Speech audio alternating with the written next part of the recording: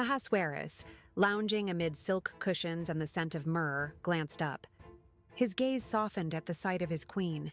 Slowly, he extended the golden scepter, the symbol of mercy, of life granted. Esther advanced, the hem of her gown whispering across marble. She touched the tip of the scepter, then knelt.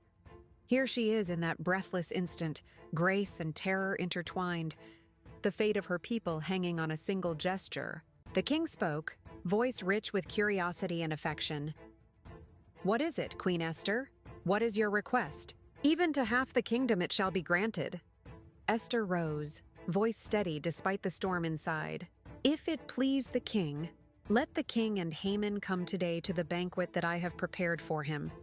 Ahasuerus smiled, intrigued, amused, and summoned Haman at once. That evening, the three of them reclined at a private table laden with delicacies: roasted lamb spiced with saffron, pomegranates bursting with ruby seeds, wine poured from silver pitchers. The lamps flickered low, casting long shadows across the walls painted with lions and date palms. Esther served them herself, pouring wine with graceful hands, her smile a careful veil. Haman swelled with pride, invited to dine with the king and queen. Yet the king pressed gently. "Now, Esther, what is your petition?" "It shall be granted even to half my kingdom," she demurred, eyes lowered. "If I have found favor, let the king and Haman come tomorrow to the banquet I will prepare.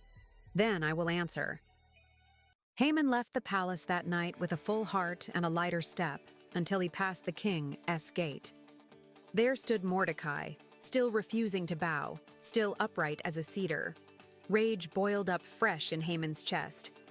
He controlled it long enough to reach home, where he summoned his wife Zeresh and his friends.